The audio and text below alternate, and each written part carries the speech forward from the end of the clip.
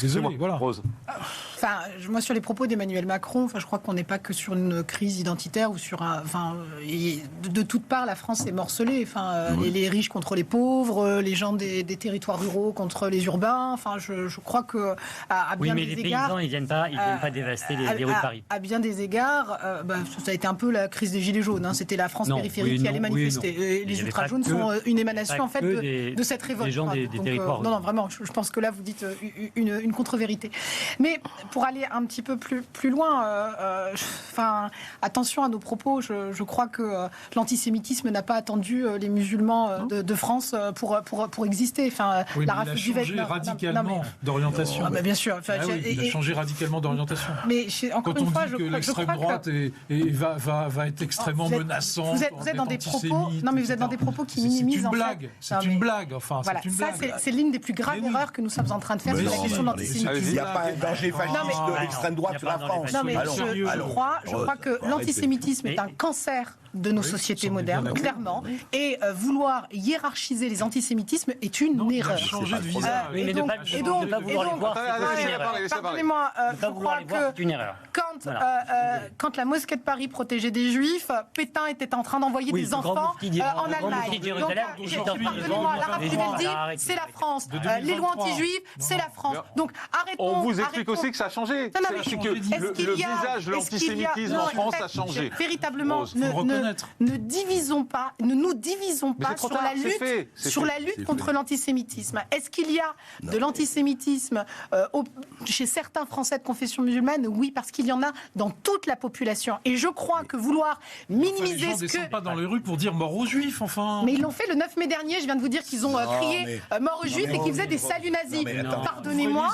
Non, mais je les ouvre, ils sont très bien ouverts et j'ai même pas besoin de lunettes. Non, véritablement, je crois que vous faites. Pardon, vous noyez le poisson. Non, je ne noie pas le poisson, au contraire. Je suis plutôt clairvoyant. Pourquoi vous ne noyez pas le poisson? Pour une raison très... Alors, est-ce que ça, c'est de l'antisémitisme ou pas? Non, mais je vous pose la question. Moi, je crois qu'à partir du moment où on souhaite la disparition des Juifs en Israël, on est sur de l'antisémitisme. Et bien alors, le Hamas, le djihad islamique, il dit ça. Tous. Mais ça a été mes propos. Enfin, moi, je suis assez clair. En revanche, vouloir un État palestinien qui puisse être en sécurité, qui puisse vivre dignement, ce n'est pas non plus des propos antisémites. J'aimerais avoir le même discours de la part d'une partie de la gauche, d'une partie de l'extrême gauche. Vous savez, voilà. Et pourtant, j'ai bien apprécié les rien propos de Dominique Villepin, qui nous a rappelé que les gens sur les massacres actuels et sur le conflit israélo-palestinien qui font de la politique politicienne le dégoûtent. Je ressens effectivement le même dégoût. Je crois que quand on a à ce point l'enjeu de vie humaine, on ne peut pas se permettre de faire de la politique politicienne. Ouais. Et moi, ce qui me désole en réalité, c'est le silence honteux de la communauté internationale, c'est le silence honteux des pays arabes, c'est le fait qu'on laisse... sur la France. Mais vous voulez absolument pas qu'on parle de... Non, mais on en a parlé. Vous parlez de l'antisémitisme en France. Je vous dis l'antisémitisme en France a changé, vous partez sur l'international. Non mais c'est extraordinaire.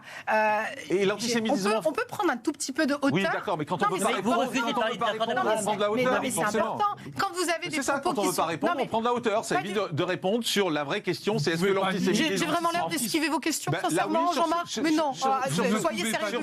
L'antisémitisme en France a changé de visage. Non mais vous décidez de dire qu'elle a changé de visage. Moi je dis qu'elle est protéiforme. Donc après, vous avez... Il n'y a que vous qui le reconnaissez pas. Bon, les actes antisémites en France, en tout cas, ont augmenté depuis samedi en particulier. C'est pas pour rien. Regardez.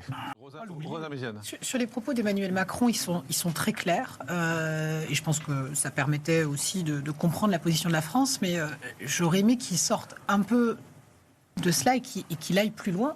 Quel est le rôle, parce qu'il est quand même président de la République, la France de tout temps a essayé d'œuvrer pour cette paix. Je déplore quand même qu'il n'ait pas commencer à tenter une forme de désescalade, peut-être un chemin, un dessin, une forme d'espoir quand même pour la paix au Proche-Orient. Et le fait qu'il n'ait pas de phrase sur cela m'étonne un peu quand même. Lors de sa campagne en 2017, il avait tenu des propos aussi très encourageants sur la question israélo-palestinienne. Il n'a rien fait pendant ces 2 mandats. Je crois, oui, c'est vrai. Non, c'est faux. Et faux. oui, la différence entre vous et moi, c'est que moi, je suis pas partisane d'Emmanuel Macron et vous, oui. Mais donc, vous avez le droit de dire que c'est pas vrai. Mais hier, c'était pas le moment. On sait très bien qu'on est allé avec une offensive terrestre. Il va pas faire un discours de Miss France. Il va pas faire. C'est exactement le moment de parler de la paix. Je crois qu'il n'y a pas plus. C'est là où non, Laissez-la parler, vous répondez après. Je crois que en ces temps troubles, il est important d'avoir une sortie de crise. Et on le rappelait tout à l'heure, en off, ce qu'on craint tous, c'est l'embrasement de toute une partie du monde. Véritablement, si on ne mise pas, en tout cas si la communauté internationale ne mise pas la désescalade, je crains les temps à venir et je crains que d'autres pays rentrent dans la danse. Donc je crois qu'on a tous ressenti une vive émotion après les attaques terroristes commises par le Hamas. Et je crois que ce qu'on est en train de vivre est particulièrement sensible et construire une vision pour la paix, c'est plus que le moment de le faire. Juste un mot. J'ai rien à rajouter au propos du président de la République. Pour une fois, j'étais macronien hier. Voilà, ça fait 10 ans. Moi, je voulais dire... Vous avez le droit d'aller prendre votre carte. N'hésitez pas. Je pense qu'il aurait simplement pu rajouter qu'il y a eu des crimes contre l'humanité qui ont été commis la semaine dernière par le Hamas. C'est un élément complètement... Franchement, non, Catherine, franchement, après, c'est un peu... Mais sincèrement, on a un coming out macroniste en direct, c'est intéressant. Je suis désolé. De la part d'un républicain, ce serait pas le premier. Il a fait un sans faute. Il pouvait pas parler de projet sur la paix. On sait très bien qu'on est à la veille d'une intervention militaire, que l'ONU ce matin vient de se retirer. Emmanuel Macron n'a rien fait pendant 6 ans, c'est grotesque. Écoutez, l'Ecclésiaste dit... Attendez. Non, mais attendez. Non, mais on va pas... Mais qu'a-t-il fait ?